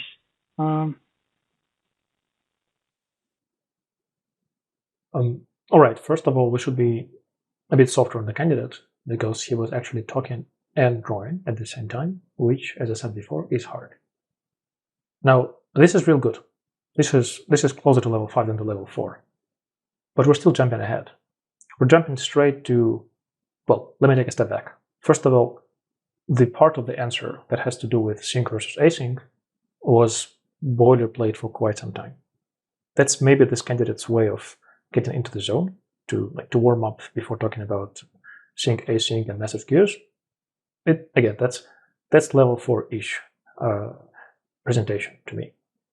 Now, so after the boilerplate answer on what sync versus async is about, we're jumping straight to how can we use the queue. So we talked about past the conversation on whether the queue is necessary at all. It's true that, especially in the modern day, most citizen problems where some real timeliness is in order are better off with a queue.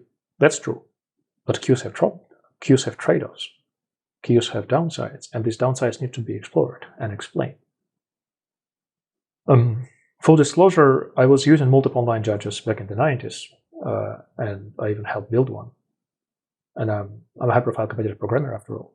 So we've hosted competitions, composed problems, wrote the tests, etc. Fun times. And guess what? We did not have message queues back then. And we didn't have API gateways either, and no containers and stuff. And our systems worked just fine. My point is, I bet the candidate who knows how to build this thing from first principles would pass this interview with flying colors, even though they may not be even remotely aware of the modern day intricacies of API gateways or containers or whatnot.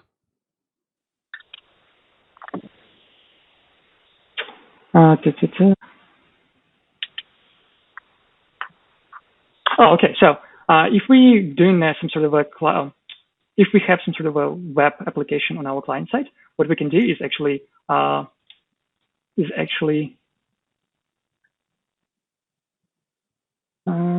me just think about it.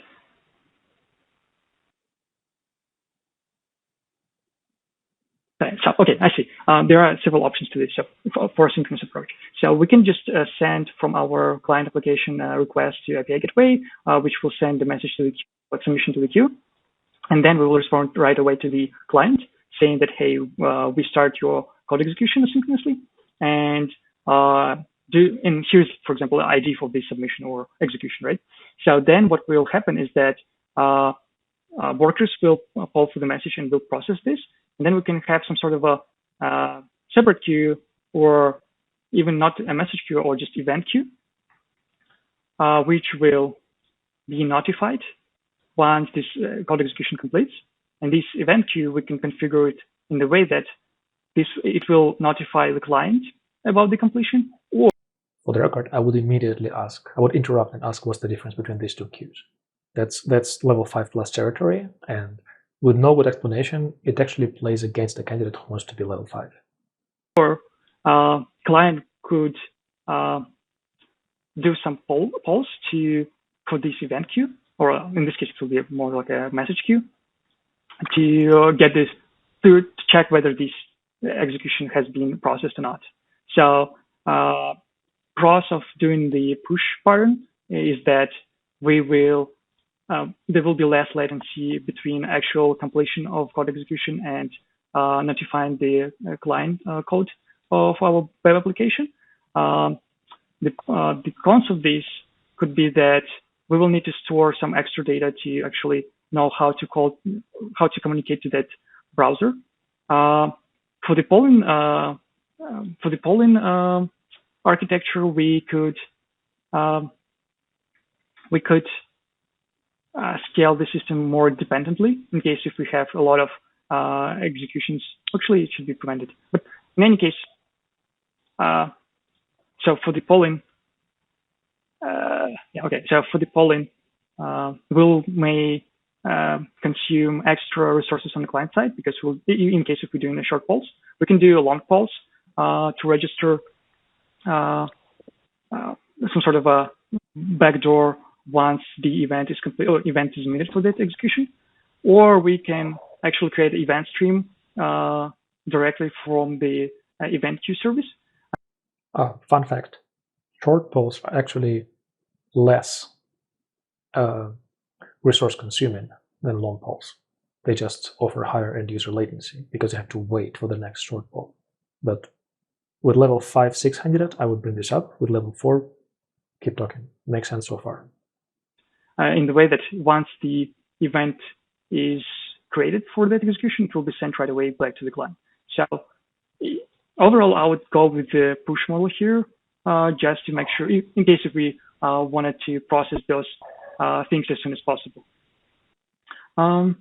Yeah, another option is to do the WebSocket communication. Cut. There's going to be a lot about WebSockets. So again, I know I'm giving this feedback a lot of times here, but this is literally canonical thinking ahead of oneself. That's for levels 5 and above. That's more or less a red flag. So the interviewer, I'm not sure if you heard it, the interviewer tried to interfere, but the candidate started talking about WebSockets, and he would go on, just watch. Not to mention, it was several minutes of the candidate talking since my last comment. All the right words, but no solid structure. That's the main area for improvement to get past L4. Dude, you realize you forgot WebSockets, but you already are interrupted. Hand the microphone to your interviewer. WebSockets are another route to explore. Oh yeah, sorry, what were we saying? That's how you do it. Nothing more sophisticated is required. Now, let's cover the part before WebSockets were mentioned. Again, the answer is too long and too boilerplate. And my top feedback here is that with product/user/business focus would be hard to apply here, but there's no problem statement for this queue.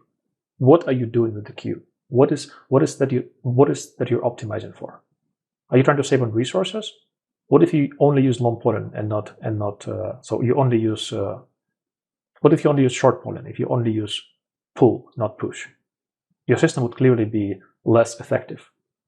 To which degree? In which way? How would the users notice that? That's something you probably understand based on what you were talking about. Explain this. Don't use the terms like long and short polling, because people might not know them, or at least they would make you explain them, and you'll probably not explain them in a perfectly precise way, given how you structure your arguments so far. So think user first. Think problem statement first. That really helps. Something like this. WebSockets are push interface. Pushes minimize end-user latency as well as network load, and thus the number of server nodes needed. For fallbacks in older browsers, use some provider that would revert back to long polling. That's it. You don't need anything else about WebSockets. It's only about the last mile when you deliver the update to the end user, and which interface you use between your backend node that does this update and does this update delivery, and your actual queue if you use it. That's immaterial. That could be Kafka, that could be gRPC. Gateways are simple to build these days.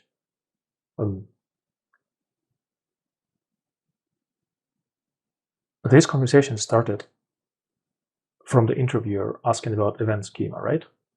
So we kind of confused the two.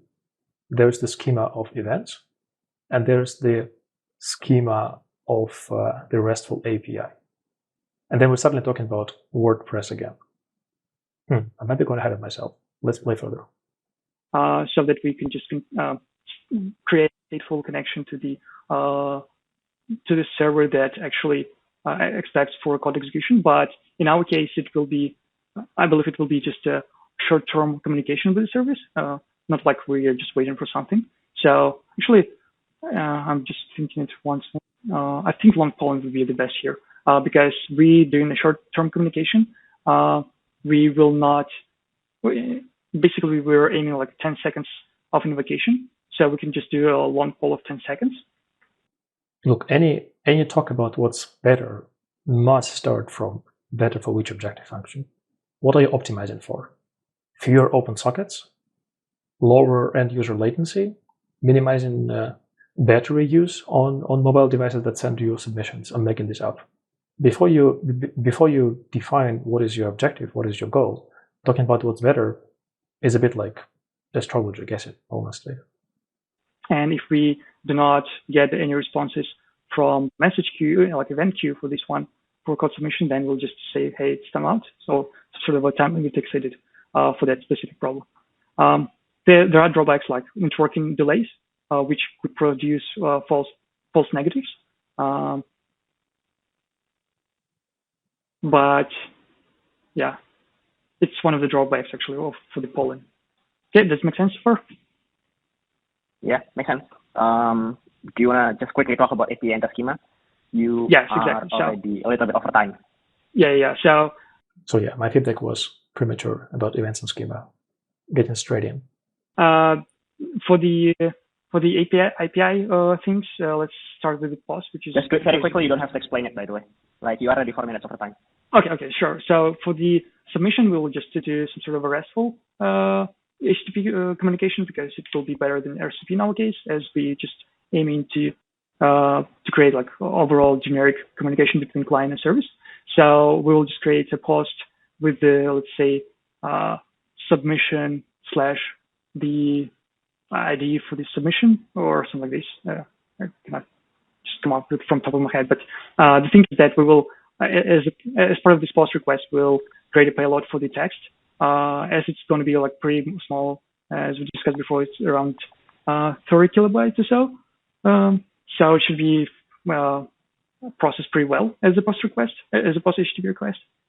We will also submit like some sort of a metadata for authentication, as well as some problem IDs probably, or something that we could identify and map between the submission payload and actual problem statement or expected test results. So, and as for the getting the problems itself, it will just get a request for like /problems /ID of the problem, which will return as a response the problem statement and a few examples for that problem statement. Actually, problem statement would include those examples, test cases. You don't actually have to explain it, by the way. Like I just wanted to write down like API and the schema. Okay, I have a lot to say here. First of all, let me reiterate on my schema comment form. That was premature. The interviewer is clearly asking about the schema of events in this queue.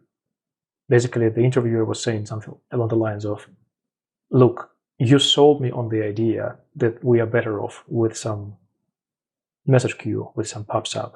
So what will go into this pub/sub? The interviewer, I guess he's just nervous. Sorry, the candidate, I guess he's just nervous. He goes all the way into explaining how the RESTful API would work. That's just strange, to be honest. If I'm the interviewer, I would totally interrupt. It's a waste of time, and we don't have many minutes left. I really want to get a better signal from here. But I mean, my feedback to the interviewer here is, if you want to mentor the person who's an aspiring level 5, he explicitly asked you for level 5 feedback. We should really, really interrupt these people and tell them upfront, hey, what you're saying makes perfect sense for level 4. If you want to be level 5, this is going to be counted against you. Here's what you should do instead. Listen carefully. That's the best way to help them. I think there's a term for that, right? Like empathy trap. So on the one hand, you would do well by interrupting the person, and they will probably learn faster and better if you do interrupt them. But on the other hand, it doesn't feel wrong to not interrupt, and it makes you feel okay. You're still helping them, so there's no damage. There's seemingly no damage done by letting them talk for another half a minute. It's very personal. I'm known to be an interrupter, as you can probably tell from this recording. But my firm belief is that the best learning experience is when you actually push people to their limits and slightly bend them, especially during mock interviews. Now, the broader piece of feedback is, absolutely, yes, I agree with the interviewer. There's no need for the candidate to explain this stuff. Now, let me phrase it slightly differently. Let me phrase it in a more, in a bolder way. We, the interviewers, we don't want you guys to trivially explain us the obvious things. At risk of sounding arrogant, let me coin the verb here so that you would have an easy time remembering it. The word would be SD plain. Combination of sysdesign, SD, and explaining. So you really, really, as a candidate, you really, really do not want to be caught SD planing. At least not for more than a few seconds. In fact, no one likes to be SD planed, unless you're teaching some high school junior or an intern or whoever else who really wants to learn this stuff and has no background knowledge. And I think even then you can come up with more effective learning trajectory. So we, the interviewers, we need to gauge how clear the picture in your head is. The best way to prove this is to explain this picture in as few words as possible and as few terms as possible, top down, in a short, concise way, so that it's pleasant to hear, and that every single time you leave some door open, we can enter it and you'll show us around your brain down from the inside. The best way to prove the opposite, that is, that you don't have the concise picture, is to begin talking trivial things, such as HTTP posting content to something/problem ID. That's level 3, not level 4. Especially after we kind of covered message queues, especially after we seemingly have the data model put together. It should be in the CoderPad, by the way, but I assume it's drawn somewhere in Scalability. So yeah, that's. Please don't cancel me for using the term, but I think that was really important to make this comment up front. Like, you are already 6 minutes of time, or do you want to just be done with this and I give you the evaluation? And yeah, obviously, you know what you're talking about, but like, yep. It's kind of useless if you talk about it beyond 35 minutes. That's what I'm trying to say. Okay, so your suggestion is actually just writing it down right away?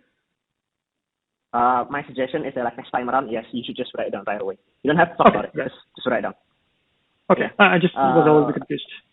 Okay, so in case of these APIs, what was your expectation overall? Because when I started to do some sort of schemas for APIs, you said that I don't need to do this, so I got confused about it. And that's why. So the candidate really missed the fact that the schemas were for the message queue, not for the API. Stop now, but writing. API? So sorry, what was it? when did you talk about the schema about the API? Yeah, just a few minutes ago. Then, in the end of the interview itself, I started to talk about. Oh, no, I was just saying, like, you don't have to explain your solution. Just write it down. Oh, just simply write it down. On the API, you don't have to explain like, why post makes sense, why REST makes sense. Just write it down. Okay, so like just writing it down. Yeah, exactly. Do I need to think out loud, or I can just write it down and that's it? Thinking out loud is fine, but most importantly, just write it down. Uncertain, by the way. I'll have more to add later. Okay. Have you read my tips number 5? You need to practice all discussion. Like, it's more important than you talking it out. Okay. Like whatever the interviewer is going to get after the session, right? It's just going to be your writing. They will completely forget whatever you talk about. Like completely, every single thing that you talk about, they will forget. So if you have any option between like talking or writing, choose writing. Okay. My 2 cents. Not really feedback to either party, just a frame of mind. So I have a favorite trick here as an interviewer, and the trick is the following. I sincerely played on the candidate side, and I'm very verbose about this. I pretty much tell them openly, look, I will capture and document everything we discuss. Because should all go well, I will be there in front of the hiring committee to defend your case, to get you hired. Why don't you work with me to give me enough ammunition to make my job there easier? In my experience, this always results in candidates making cleaner notes themselves and producing nicer diagrams. And no, I'm not cheating, for the record, because I will ask tons of tricky, sneaky, off-script questions during the interview, so I'm not making their job easier. This is probably most applicable as a hint to an interviewer, but to the candidates, to interviewees as well. Just assume the interviewer is on your side. They're not picky or forgetful. They're trying to maximize your chance of success. They're trying to set you up for success, not for failure. In this case, it's not that they would forget everything, but things happen. They could be drawn into a production issue and then write a feedback 2 hours later, maybe even after lunch with colleagues. Things happen. The better off you leave your coder pad and your diagram, the higher your chances are. And again, I think I'm positive this candidate has all it takes to write down the data model, to write down the API, and to write down the FRs and NFRs in a holistic way, so that the data model and the APIs follow from these FRs and NFRs. Okay, yeah, it makes sense then. Yeah, okay, sure. That's a good note. Yeah. Okay. So the things like here's your evaluation, right? You do everything right, but your time management is kind of awful, right? And I have given you several tips in the between how to do time management better.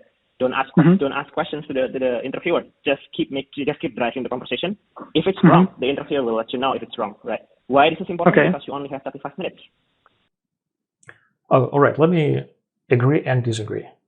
So this comment, this feedback by the interviewer is absolutely factually correct. But I doubt it's useful framing, even if it's entirely true. If we teach candidates to squeeze everything into 35 minutes, we get, this. We get people who are stressed and nervous, and they try to stuff their responses with keywords in the hopes that their keywords are correct. My firm belief is that we are far better off if instead we teach candidates to think in concepts, to think in concepts, in storytelling, and in top-to-bottom presentation of their knowledge. Yeah, that's true. And then again, like because of this, right? Because you're going to get into some areas or whatever, like you end up you don't have the chance to talk about the IP and the schema. Like what is the relation between like the problems and the test case? What is the relation about the problems and the submission? What is the relation between the submission and the test case? Right? These three things are very important for this question. Right. Sure, the code execution is very important, which is I give you the credit on like what went well in point 4. I'm the interviewing.io, by the way. Like I give the feedback here in the interviewing.io editor. I'm not sure whether you see it or not. Yeah, I see it. But so I give you credit for like solving the primary problem that needs to be solved here, right? But you didn't check all the boxes, like the fact that like you didn't cover the it's a good complete solution, and then good component possibilities. But you have to kind of like go to the API and the schema, especially for this question, because the data schema is going to be very important, right? The API also going to be, the API might not be that interesting, right? It's just going to be like a 2 API, a post, and like get on the, maybe 3. Posting the submission, getting the submission ID, like the primary if you're using polling, as you mentioned before, and like getting the problems, right? Yeah, I am 100% positive the candidate understands this part really damn well. So let's just recap. Let's look at what happened in the interview on a high level. The candidate dedicated a bit of time to cover the functional requirements, incompletely, if I may say so. Then he went straight into capacity planning and QPS estimates for quite a while, without clearly separating the code execution service from the WordPress quote-unquote part. And then we went into technical details on how to manage user submissions securely, also for a long time. The last part resulted in the candidates adding bits and pieces to the data model and thinking about the API on the fly, even though we did kind of add the message queue into this picture. There was a potentially separate database for test data, and yeah, seems like we have all the pieces, but no complete solution. Instead, why not dedicate time specifically to what is essential to the problem, to what is part of your script, which you have actually, and to what is something you're arguably good at?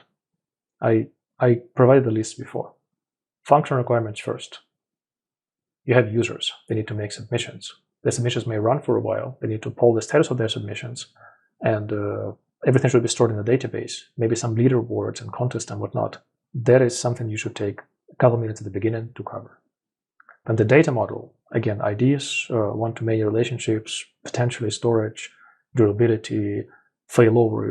If a data center with part of the data goes down, how do you recover the data? Then the API. And if you do it carefully, by the way, writing down the API calls, as well as your data model, if you do it carefully, at this point, you would be able to answer the push and pull questions far before we get down to the technical level of stuff like to WebSocket or not to WebSocket. I honestly, as an interviewer, I don't care much about how deeply do you understand the low-level things. I had candidates whom I've given a strong higher scores who had troubles explaining what long polling is because they had the big picture correctly, and vice versa. I've seen tons of candidates who understand every single small detail extremely well, but they are clearly jumping ahead of over their heads, trying to get L6 offers, where the most I could offer them is L5s, which ironically often happens that they actually accept L5 offers when I politely explain how and why they could grow and how my team would be a better place for them to grow. To come up with an analogy, it's like we're asking you to design a car, and 10 minutes in, you're talking about fuel pumps. We know there's an engine, we know there's a fuel tank, and we know there's some way to get fuel from the latter to the former. But we kind of need to talk about the wheels and the steering wheel and the gearbox before we talk about delivering fuel from A to B. That's pretty much how the top-down conversation should be flowing, and I would argue there's quite some room for improvement. Again, not trying to sound like a jerk. It's a well past level 4 interview, and a couple moments were pretty good for level 5, but there's room for improvement. Okay. But the data schema between the relations between all these different entities, right? How is the submission correlated to test case? Especially why is it important is because you need to know what you have to pass to your containerized executor. Yeah, exactly. Right? Okay. Which I want to bring up one point, right? In your drawing, right? If you want to do a containerized service to execute some code, you got to split it up, right? So this is containerized executor. So why is this important? It's because as you can see, this containerized executor doesn't connect to any database. Your code execution service connects to the database. This, for example, right? You can get you can request a submission ID and problem ID from the echo execution service, and then you can get the actual code input, expected output, right? So what's going to happen is you will pass the code input, expected output into containerized executor. As you can see, this executor will know what it needs to do without actually connecting to the database, and this is how exactly you secure this, right?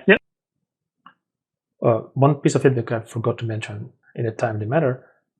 I think at some point the candidate made a blunder by saying that this side that pushes the task for execution later waits for the response and then checks if it was in time or not. And that's obviously a bad idea because some network latency or whatnot could flip the successful submission into the time limit exceeded submission. Obviously, the job of the executor, the containerized part, is not just to run the code, but to give a verdict. And time limit exceeded is one of those potential verdicts, as well as time limit not exceeded. So even if the queue is slowed down for a solid minute straight, it would still work. That's just, I don't know how to explain it well. It's just, to me, who built the system before, it sounds supernatural, and I think that's practice makes it perfect.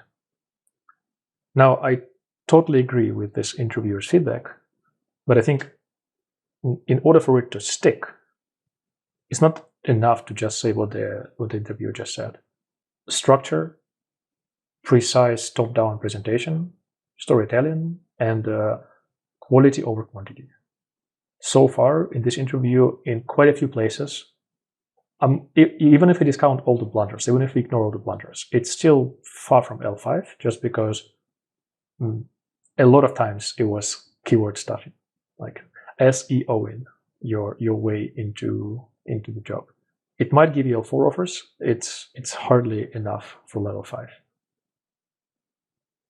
So you gotta make it super clear, like the data flow, right? Sure, it might be super clear in your head, right? It's kind of like apparent from like whatever you're writing here, but like the interviewer is not mind reader. I've seen this problem hundreds of times. I've been this interview like thousands of times.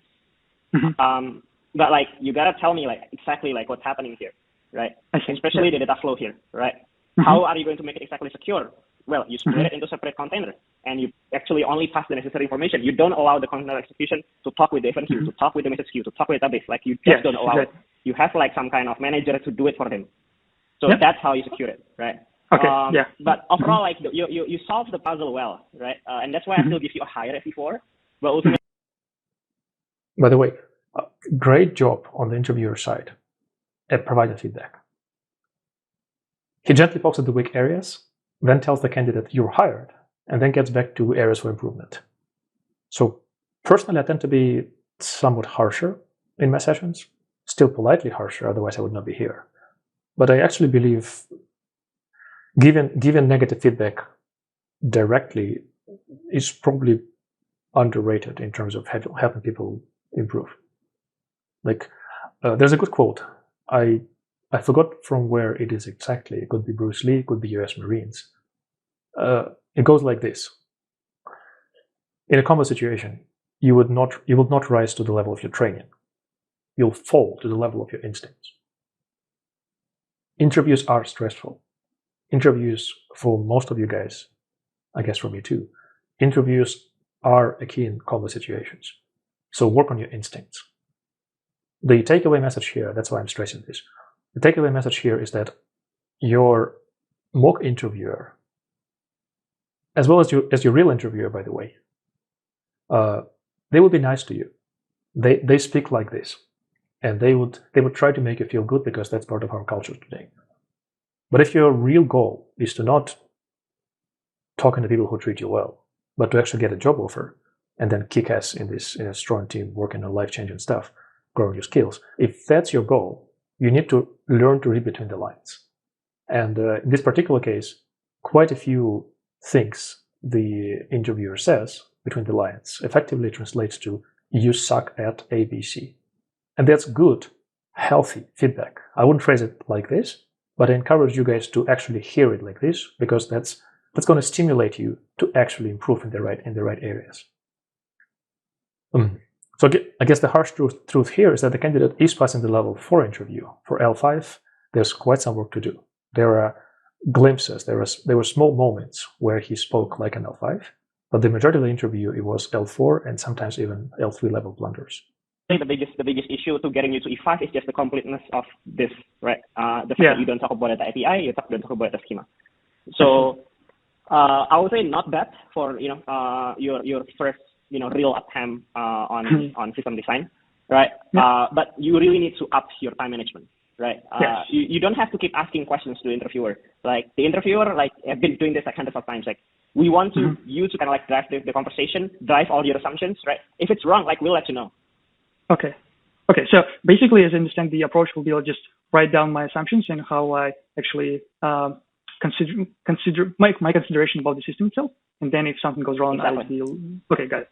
Okay, yeah. So because exactly. when you I was can see like whatever you have written here is quite clear, right? Like you know, the interviewer will be able to see like, okay, this was what you considered during the interview, and like at the same time, like for example, if the interviewer has to kind of like take a look a little bit and think, is this going to be an issue during the system later? Because like there is really not just one particular solution. Like there is not just one particular problem statement. Like, you know, in your non-functional requirement, in your numbers, you could have come up with different numbers. For example, one candidate can talk about like 10 million DAU. Other candidate can talk about 1 billion DAU. Other candidate can talk about 100K DAU. That will have like different implication. And we would love to see that, right? I don't want to use my number. I want to use your number, right? So don't ask me questions. Agree 100%. That's a really good point. I'm glad we are aligned here. Well, I did take it further before. I'll just repeat myself. I do believe this interview can be aced without bringing up any number, by just talking about availability and scalability instead. There was one comment I wanted to make before, and I kind of forgot, so now it comes.